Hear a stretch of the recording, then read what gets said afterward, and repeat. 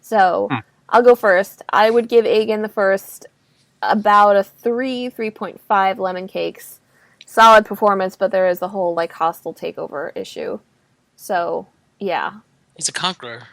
he is a conqueror, but like conquerors need to do that. after. Yes. He's not Aegon, the guy who stayed home, but all right. Joe, what did you think? How many lemon cakes would you give Aegon? Maybe about 4. Like Greg said, he's the conqueror. He needs to get that kingdom going. But there are better kings. And also his wife did a lot of the work. True story. I have issues with that. Because they're like, it's Aegon and his wives. It's like, no, like they did a lot of the ruling, but... Yeah. I might be giving the lemon cakes for all 3, sort of the average there. Oh, yeah. Greg, how about you? I'll give him a 4.25, just based off the kings that we meet in this this section. He had the fortitude and the cult of personality, at least, to get these people to rally to his cause, and he picked the right time. He relied on some very key people and had very strong women in his service, and I think he did, aside from the whole Dornish thing, that was like his really one black mark on his record. But other than that, I thought he was a pretty sage ruler. Cool. Alex, how about you? I'd have to concur with Joe and give him 3. Some of his sort of political plans, they were short-term solutions, but only like a generation later, like all the institutional power of House Targaryen sort of collapsed. But we'll discuss that when we get to Maegor and those issues. So 3. Cool. And Sir Viking? Well, I think maybe a 4.5. Yeah, 4.5 lemon cakes. He's kind of awesome. He's kind of manly and cool in his way, and he conquers. He's not. Yeah, exactly. He's not the king that stayed at home, or Aegon the king that's asked nicely. He's a conqueror. He did what his job description was, and especially liked the whole thing where he didn't want a Kingsguard, but in the end got talked into it because who's going to kill him? He's like the man. So and then they were like, oh right, every single Dornishman. Yeah, well,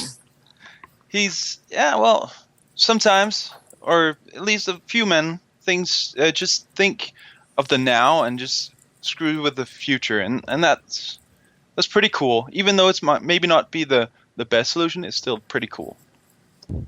This is true. Okay, so I guess we'll start talking about Aegon. There is some stuff at the beginning of his story that's kind of just like Targaryen history, and they were looking to the east, not to Westeros, and about why they came over and the dream and all of that stuff that you can read in the slightly earlier part of this book. But where it starts to get really interesting is the part where basically Aegon, who has been in Westeros before, it's not like he just like landed and was like, this place, I like it, I shall conquer it. He basically kind of gets drawn into like a territory spat, sort of. Is that do you guys think that's an accurate description?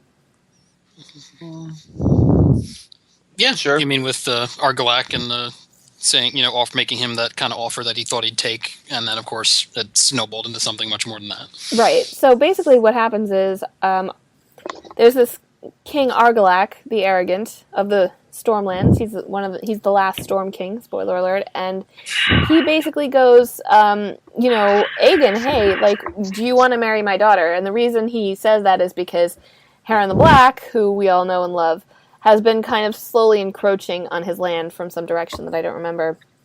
And he offers Aegon his daughter and some lands that would basically, like, buffer him. So he's basically, like, using Aegon. And Aegon's like, A, no, because I'm already married and whatever. And twice, I'm already married. And B, that land that you were giving me sucks. And so he decides to, like, he kind of counteroffers and he's like, I would give you, like, I'll take the land and your daughter can marry my best friend, who is possibly his bastard brother. I don't know how that's possibly or whatever, but anyway, or it's Baratheon. That name probably sounds familiar. And Argylak's like, fuck that. And Aegon's like, okay. And then that's why Aegon, like, decides to conquer Westeros, seemingly. Yes? Isn't it the conceit of the text that the painted table had been created before all this, right? Yes. So clearly Aegon's had his eye on sort of imperialist ambitions towards all of Westeros, and that this sort of minor land dispute is just like a casus belli to put his plans in motion. Yeah, I'm pretty sure that Argylak was hiding weapons of mass destruction. So.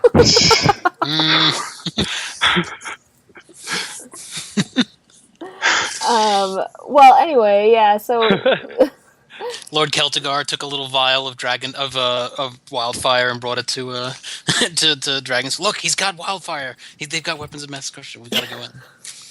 Yeah. well, so No Aegon politics, decides sorry. to like not stay the course, to like start the course. And yeah, I mean, it's an interesting idea that he had been considering this for a while. I kind of wonder how much Rhaenys and Visenya had to do with that idea, because they kind of like weave in and out of. This is actually Archmaester Gildane who's telling us over this part, which is code for actual George. And I found it very interesting that like this is kind of, I don't know, like it kind of starts from such a little thing, and I agree there's probably background to it, but anyway, that is basically how the invasion starts. Lots of battles happen, which I don't know, did anybody pay attention to those? Because I didn't write anything down about them. I wrote them all down. But worth sharing or no? Not really. well, I mean, the whole Conquest overall, I found kind of underwhelming a little bit. Like, I mean, we know it took over 2 years, but you get the peaks of the battles. But the last storm, that was a pretty important. I mean, they're all important battles, but it seems like kind of like George Washington, who actually lost more battles than he won, but he won the battles that he needed to win. But it wasn't just clear sailing the whole time. Wait, hang on. George Washington isn't a Roman emperor. No, I know other stuff. Okay. Although he has been compared to Cincinnatus, but we'll save that for another one. Yes, well, I think maybe we'll do Greg's Roman Emperor segment at the end of each king. So we have a couple of the major highlights are Edmund Tully, who everybody in the Riverlands is like sick to death of Black Heron, and he basically organizes everybody and is like, "Yep, we're not doing this," and they go over to Aegon's side. We have some interesting thoughts here from somebody else. Harren was to make Harrenhal his capital. Why would you create a new capital in territory you had colonized? This is a good question. Yes, this was my observation. Just seems rather absurd. I mean, after the British subjugate the Indian subcontinent, you don't relocate the administrative apparatus of the British Empire to India. I mean, my understanding was that Harrenhal was just going to be this stronghold to sort of subjugate the Riverlands population. But to make it the capital, it's just absurd. Well, maybe. How about Byzantium? Yeah, Alex, how about Byzantium? No, I'm just asking. It's because it's sort of like the second capital, and it became the capital of the Eastern Roman Empire after the Western fell. So it sort of became the shadow capital, and then the real capital. There were a couple hundred years where they were both kind of, both capitals of their capital. They were both heads of their respective areas for a couple centuries before the West fell. Yeah, and then you have like what is it, Alexander the Great, where he had like a Greek capital, and he also had the capital Alexandria. Well, no, Alexander. I mean, not to get too deep. He founded Alexandria, but it didn't really become a city until after he died. I mean, okay. Pella in Macedonia was always the capital, and that's where they sent all their slaves and everything back to. was Pella. But Alexandria did later become a great city, but it wasn't in his life. That was under the Ptolemies. Okay, I thought His he. BFF. Okay, yeah, whatever. Well, but, I mean, but in any case, yeah. I think the answer to that question is probably just the Iron Islands suck, and like, I don't just mean that. Like they don't have resources. They don't, like, if you want to be a king over a significant amount of people, like, you're better off ruling from the mainland and having like extensions on these crappy islands. I feel like than ruling from the islands when you'd have to like keep going back and forth, and also like the Iron Islands population is more like an automatic, like, right, like they're more of a given to stay subdued as opposed to the Riverlands who are like, we hate you. Also, he probably thought he killed all the people he needed to kill in the 20 or the 30 years it took him to build it. Right. If not in the building, then one by one. And plus, he's got more plans to go after more than just the Riverlands, I'm sure, and he'd need a jumping off point. Yep. Yeah, maybe like more like King's Landing as well, because it's sort of like the colony of or the first beginning of his new empire, and before you could say that the Dragonstone was his capital. So maybe it's been done. It's been done before and after. So. So that's kind of how, I think probably one of Aegon's first major like coups is, the turning of the Riverlands. The conquest of Harrenhal happens where, it's funny because even though the Riverlanders are like, Team Aegon all the way, he actually offers Harren like the opportunity to stay. And he doesn't initially plan the whole burning of Harrenhal. Or maybe he does and he's bluffing, but it didn't seem that way. And it doesn't really square with his, later behavior. So Harrenhal gets toasted, and that's one of the first, like, oh, holy shit, Dragonfire things that happens, I think, that kind of warns other people of what's going on. We also have the last storm, as was mentioned, which is Argilac versus Orys Baratheon, yeah. Mm-hmm. And Argilac is like, oh, I'm not going to be burned like marshmallow, I'm just going to, like, fight, even though lots of people are going to die. And that's basically what happens. His daughter ends up marrying Orys Baratheon anyway, and Orys Baratheon ends up taking over the Storm King's like line and everything. And I don't know. I'm always kind of annoyed when people do that, when they're like, "I will die rather than kneel," and it's like, well, yeah, because chivalry, because honor, because knights. Right, that's exactly. the thing. I mean, I guess if your like nickname is the arrogant, then I guess like what else are you gonna expect? But still, I like the whole the daughter being holed up in Storm's End and staying there for a long while, and then eventually she gets stripped down and thrown out in chains or something like that. And then Orys he chooses to like treat her kindly and put a cloak on her and stuff like that, and then eventually marry her. That's it's sort of a nod to maybe Khal Drogo. Yeah, I don't really think it's Drogo-esque, but I do. I mean, assuming that this story is true, I think that we are supposed to think that Orys Baratheon was a good guy, certainly. But it's still couched in this argument of like political pragmatism. I mean, at the end of Henry V, like Henry's conquered France, but he's still like wooing Princess Catherine because that's like his ticket to like hegemony over the French people. So it's like in his best interest to be nice to this woman.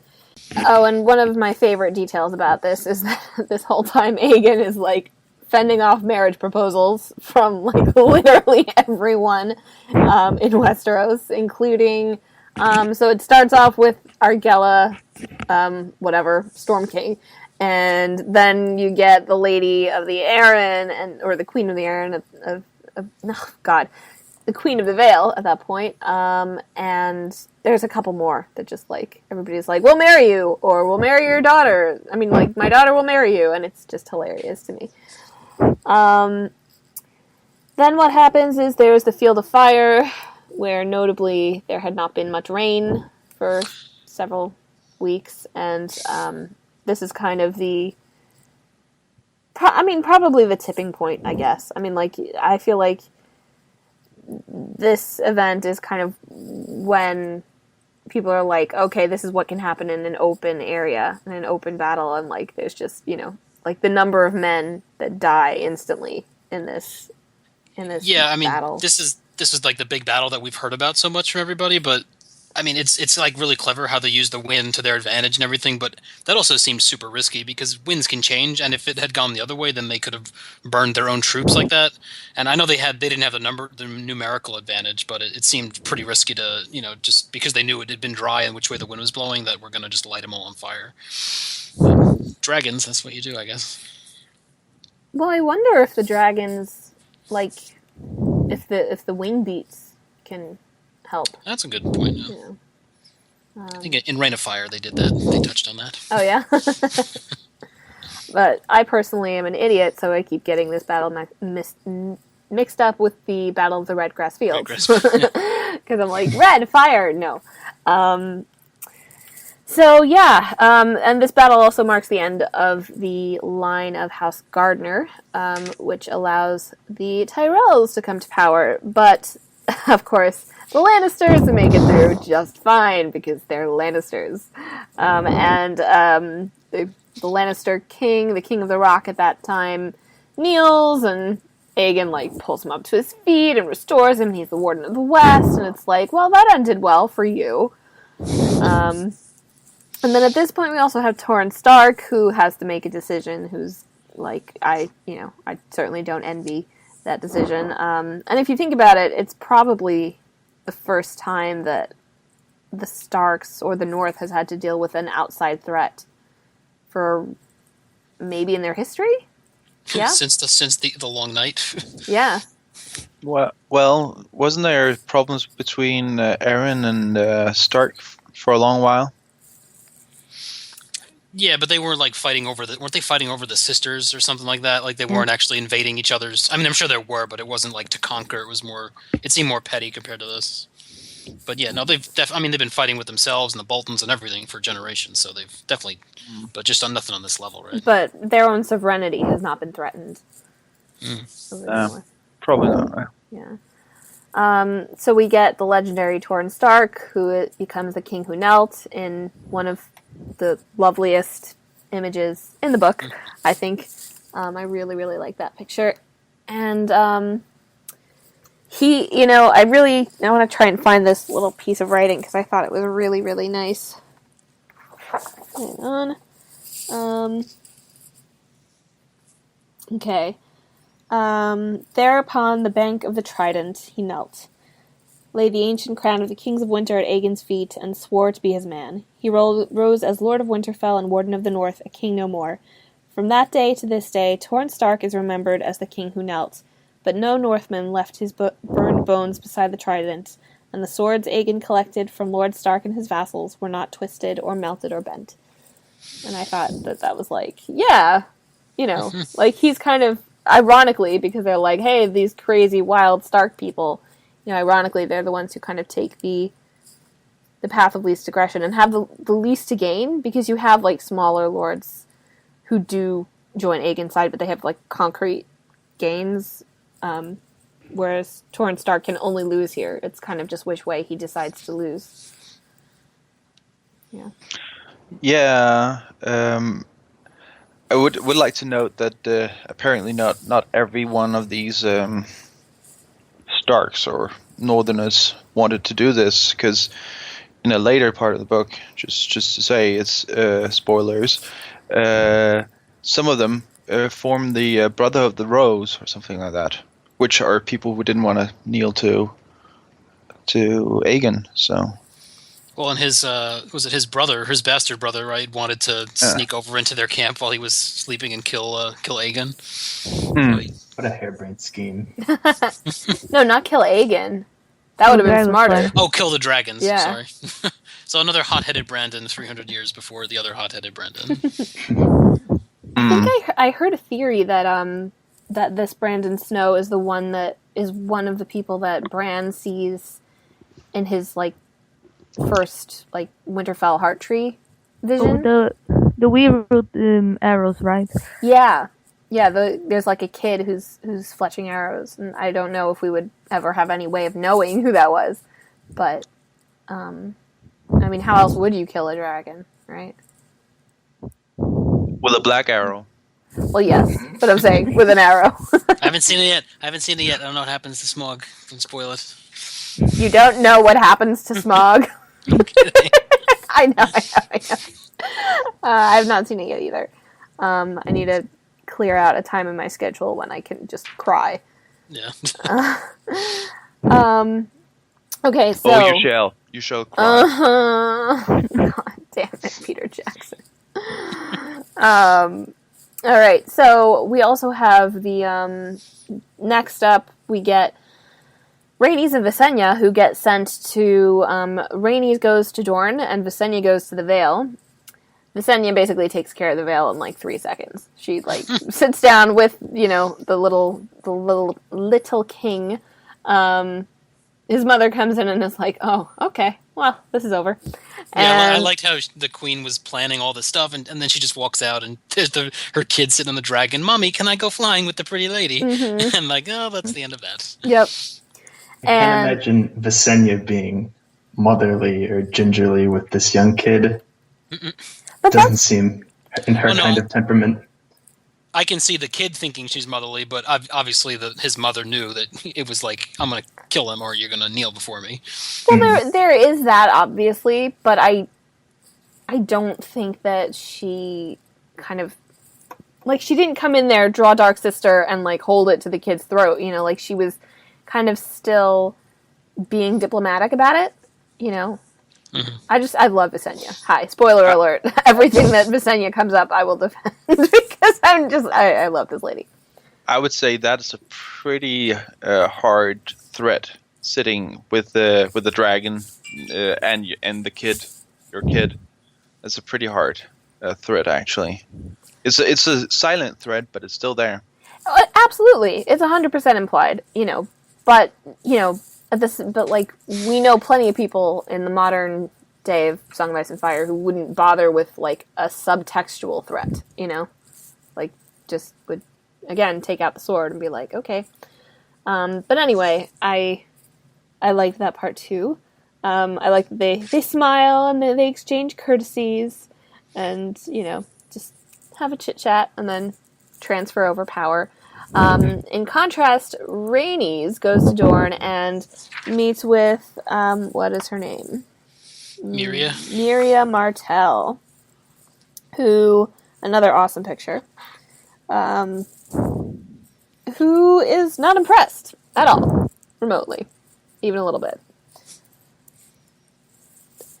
Any thoughts on this particular? I feel like we got this piece a little bit, earlier. I feel like it feels familiar to me, but Miria Martell is pretty awesome because she says, "Well, I will not fight you," Princess Miria told Rhaenys, "nor will I kneel to you. Dorne has no king. Tell your brother that."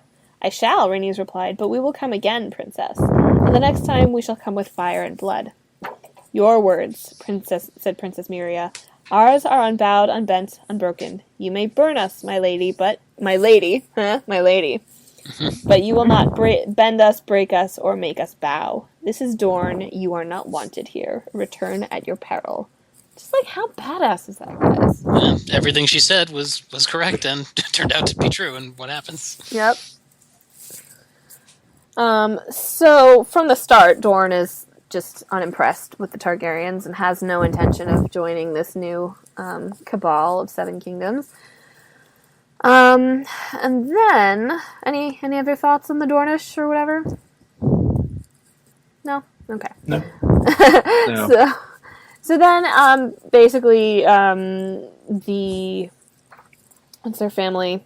The Old Town people, the Hightowers, kneel because they're very religious, and the Septon prays for a really long time and realizes that the dragons can burn everything because the gods told him that. And so Aegon is crowned at Old Town. And something I found really interesting about this is that Aegon seems really religious, and like in the faith of the Seven, you know? Yeah. Well, he did make wood carvings or wood statues on Dragonstone as well, of the Seven. Mm-hmm. I think it's a part of the plan to become Conqueror of Westeros. To make it an easier transition, you need to sort of, or at least act like you're pious in the local religion. That would make it easier, at least. So you think it was like calculated and not really? Of course. Who would?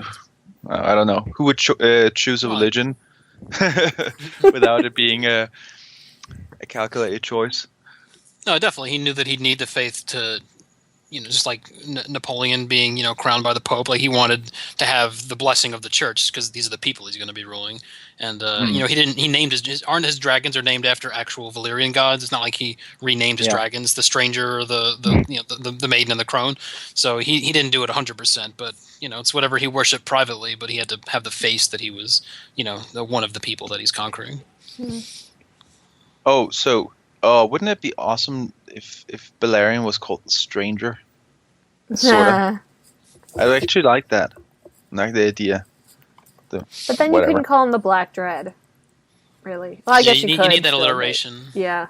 I guess what stuck out to me is that, like, the Maester says that Aegon considered this coronation to be the beginning of his reign, and kind of like with all the religious symbology and pomp that went along with that. So I just thought that was interesting. Yeah. And there was also the have you heard the Preston Jacobs theory about Hightower and the whole Old Town fear of getting burned by Targaryens being the whole notion behind or motive behind everything that's happened since then? No. Oh yeah, well it's essentially that this Septon saw this vision that Old Town and everything in Old Town would burn if they fought the Targaryens ever in combat. So they chose to bend the knee then, and then throughout history they have tried to through this faith or the Citadel or just through Hightower itself to manipulate situations so that as many dragons would die, and after that as many Targaryens would die. Whoa. Yeah, it's pretty hard stuff, and you should watch the Preston Jacobs. He's pretty out there sometimes, but he has some but he has some interesting notions at least. Well, I mean, I could see that in terms of when I stop at the assassination of dragons and Targaryens, but I could see that being kind of like something passed down along the Hightowers, who do seem a little bit interesting anyway. It's kind of reminded me a little bit of Walder Frey in this one. How like it's weird that he is like his king's most populous, most important bannerman, and yet not one Hightower is with him at the field of fire. I mean, I don't think they mustered so fast that he couldn't have anybody come with him. But and then of course when Aegon comes, it just opens his gates and he's there. But that kind of just same thing with like the Tyrells. They get away pretty much scot free. Certain families that are important later are pretty much born at this time or get a bump at this time. Mm-hmm. Mm. So after this, Aegon is coronated a word? Yeah. Coronated? Yeah. Okay, cool. Coronated, yeah. Aegon got the crown. Interesting also, I don't know why, I feel like it interests me like that the different crowns that are used. So this one is like made of Valyrian steel, I think. Anyway, so that's Aegon's crown, and then we kind of get into his reign, and I don't know, it's a little bit nebulous, the direct information. I mean, most of it is kind of like Very broad strokes. yeah, exactly. And by nebulous, you mean cloudy or murky or what? Yeah, I mean it's For everybody who doesn't have like English as the first language. I mean, like there aren't as many specific incidents to speak of, although there might be sprinkled through other things like that Dornish letter, supposedly, that I haven't gotten up to yet because this book is long. So let's talk about God. Let's talk about Visenya and Visenyes? I don't even know what's happening here. Visenya and Rhaenys. Let's talk about Visenya and Rhaenys, because I think that they are super interesting. I am Team Visenya. Anyone else with me on Team Visenya? I'm Team Hot Girl. They're both hot, dude. They're Targaryens. Yeah, that's what I mean. Well, Aegon did spend 10 nights with Rhaenys for every one he spent with Visenya, so I might add, I don't know. I'll say Team Rhaenys just because you guys are on Team Visenya. I'll take Rhaenys. No, I think I'm alone so far. I think Patrick is playing both teams, and You know I am. I like Visenya like early on, but then when she becomes like the weird conniving dowager queen, like that's where she kind of loses me. But is she really, or is that the way like she just comes across? Well, of course, it's a man writing about a woman who he probably didn't like that much, so of course it's going to be jaded. Yeah. What about you, Joe?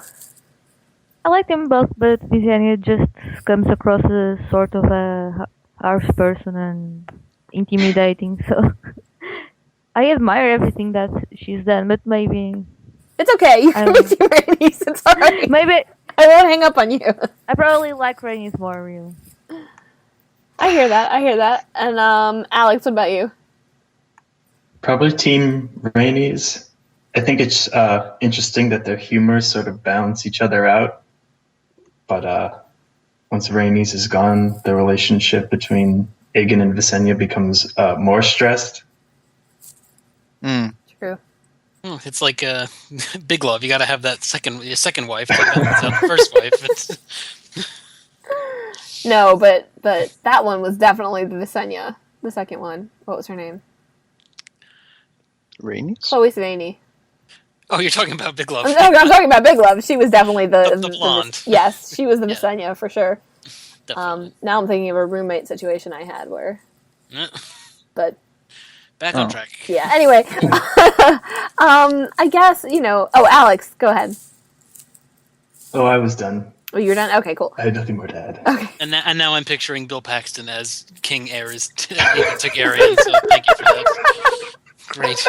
Look, ultimately, Bill Paxton's job is to get you to picture Bill Paxton as anyone, so... Coconut Pete on the Iron Throne, that's all I need.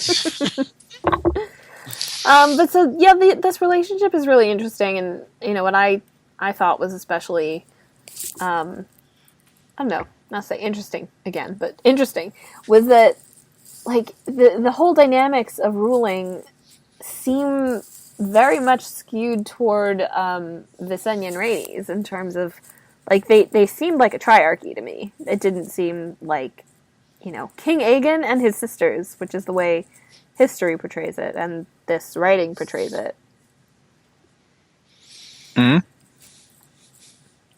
Sure. Okay. I'm just gonna say that. No, it seems like that's the case, because it seems like after the Conquest, he really didn't have... I mean, he was always in charge, but he was constantly moving around, visiting the various places, and it almost seemed like they were actually left to rule, even though he did have, hands of the king and everything. Yep. And so then what happens is, Aegon's an interesting guy. Like, we don't really get that much about him, even in this. It's kind of like the guy calls him an enigma. He's only really close to Oris Baratheon. It's a very interesting thing that, that this guy who seems in so many ways unremarkable is, Aegon Targaryen. Oh yes, there is the rule of 6 thing, which I will give definitely to Rhaenys. So yeah, you can only beat your wife 6 times, guys. Keep that in mind. Yay! No damn! I only have progress? 2 left then.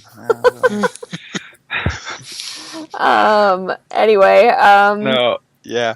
I wanted to ask you: do you think that Aegon or any of the Targaryens at court spoke like High Valyrian as a court language, or do you think that he completely assimilated over to like Westerosi right away? I don't think they were like the Ptolemies, making the Greek the sort of official language in Ptolemaic Egypt. I think they were speaking the common tongue. I mean, all of Aegon's other policies are integration, appeasement, leniency. No, Yeah, but that makes sense. But like, wouldn't they be speaking it among themselves, like personally? And we get nothing. Like every quote we have of him is him speaking the common tongue, even though it's to Westerosi people. But it's only been 15 years that they've been on like you'd forget your ancestral language and everything. Like we get so little. We have no Valyrian in this whole chapter, do we? actually, there's a shocking lack of High Valyrian in anything, in all the books as well. You would imagine that Viserys and Daenerys, I forgot the name, would speak Valyrian to each other, because it's pretty important for Viserys to keep like the roots, right? So I'm just thinking about this when I'm reading this that there hasn't really been talk about the whole, if you have a foreign nobility ruling you, they would usually speak their own language, or at least insert a lot of their words into the language as well. Well, I think the easiest explanation for that is that George did not want to have to come up with 500 Valyrian words. Like, seriously. But I want Valyrian words. We all do. Speak for yourselves, guys. I mean, I haven't. I mean, my headcanon for this, I guess, is that at some point. I mean, how long were the Targaryens on Dragonstone? Like a good few generations, right? At some point. 10. Yeah, but that's not that long in the grand scheme of things to forget, like, or even to interweave like a new language into your. I feel like they probably just started, like, they just changed. Like Valyrian was something that they learned alongside, as opposed, like Daenerys, as opposed to their main language. I mean, heck, maybe it has something to do with the, with the Doom. Like, maybe at that point they were like, well, gotta start speaking this other language now. I don't know, maybe not, but. It's a good point to bring up, but doesn't take away from the fact that we're not. It's one layer of, like, if we had that, it would have seemed more realistic, I guess. But I can't complain about not getting enough fake history, so it's fine. Well, I can. You see, I'm doing it right now. Yeah, I know. So, so Aegon spends most of his time kind of going on progresses through the country, trying to knit the 7 kingdoms together through his very presence. At some point, Rhaenys dies in Dorne, and we are told precisely nothing about that. But apparently... We get that later when you actually read the Dorne chapters. Okay, that's good. I've not done that yet. But so Rhaenys dies in Dorne. The Aegon fort becomes King's Landing, and they start building stuff.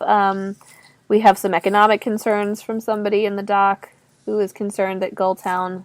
that King's Landing could not grow to be larger than Gulltown in just 26 years. Oh, that was just my comment. I'm completely ignorant about the growth rate of medieval urban centers. So I don't know if there's any like actual real world historical precedent for that kind of growth, but it just smacks me as just unrealistic.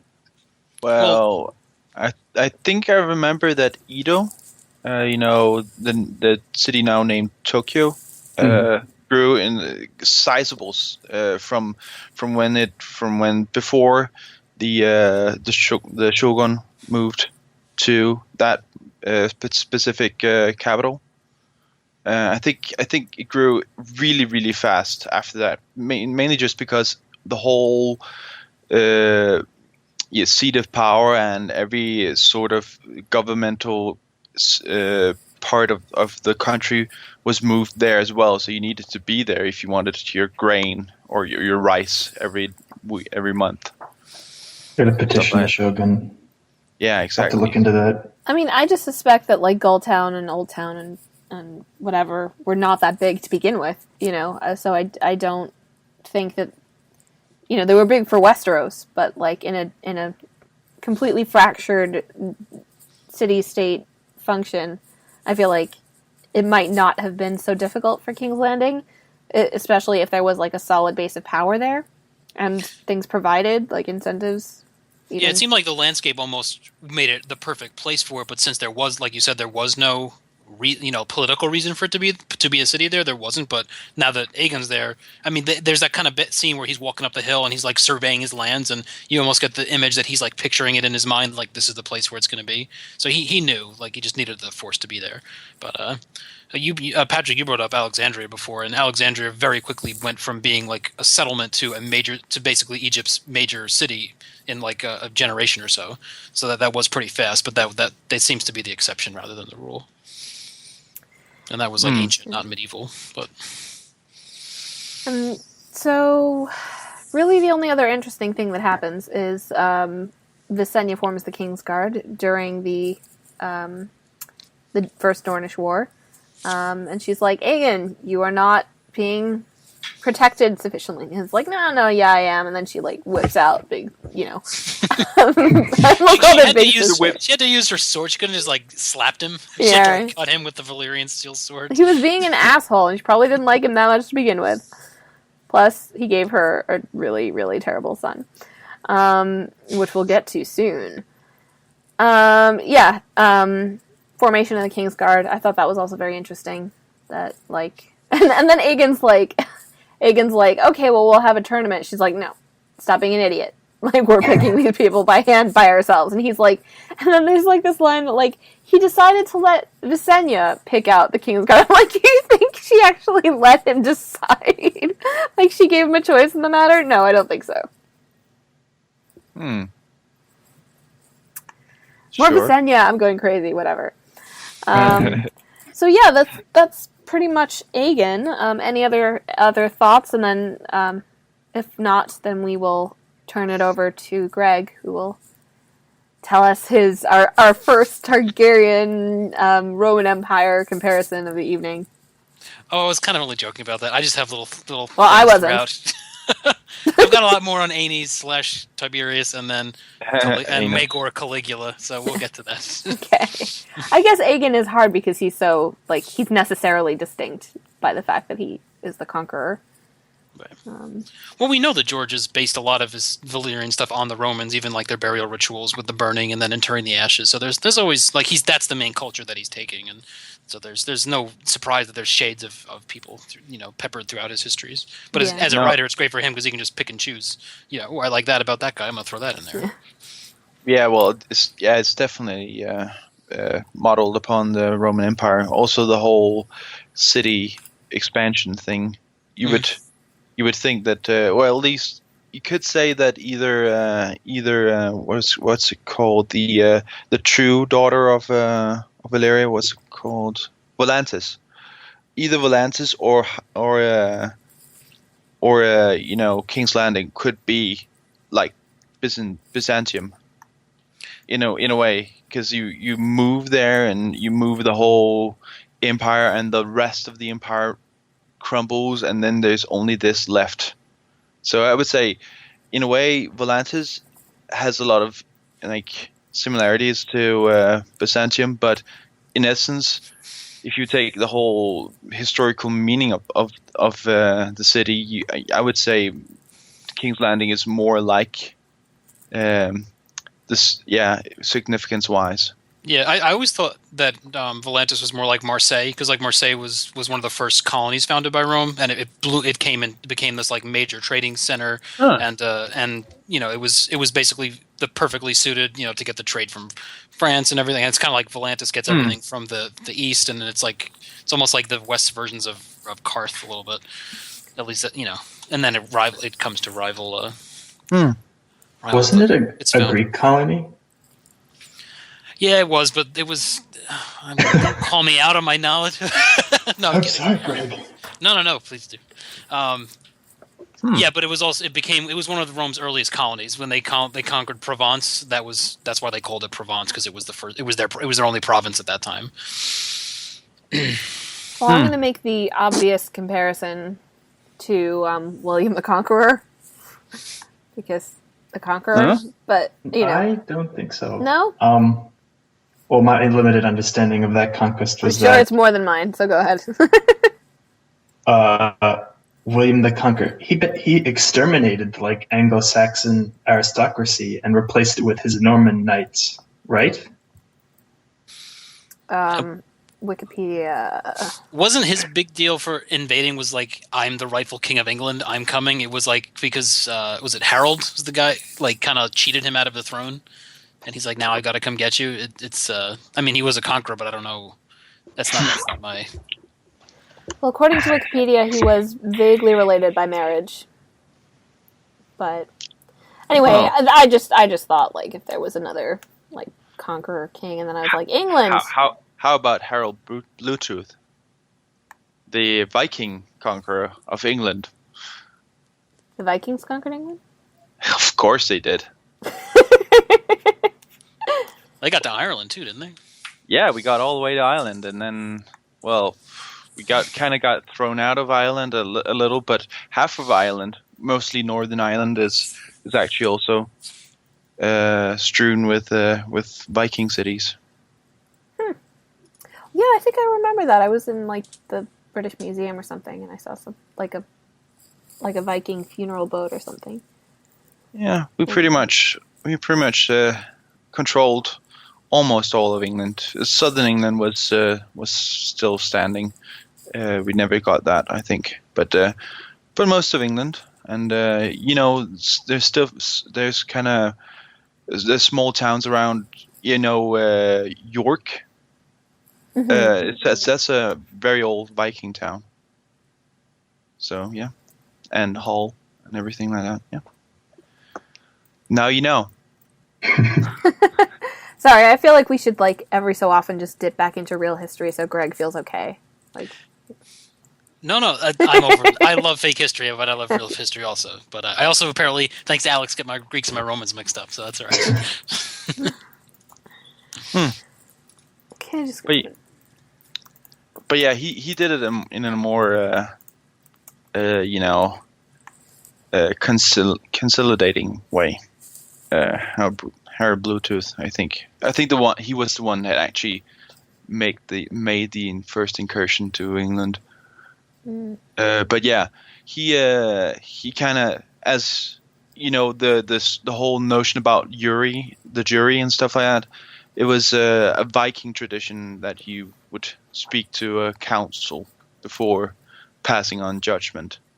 So yeah, that's a part of that's been infused, and a lot of things that the Vikings did was just to go over, marry some wives, become not lords, because that wasn't really a thing then, but yeah, and then slowly take control of all the lands and everything.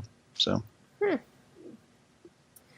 Well, I'm just going to read one really cool line from this Wikipedia entry on Harold Bluetooth, and then we're going to move on. Some sources say his son Sweyn Forkbeard forcibly deposed him as king. Damn it, why do the Vikings have the coolest names? Yeah. All right. So, then Aegon dies. He is like 63 or something.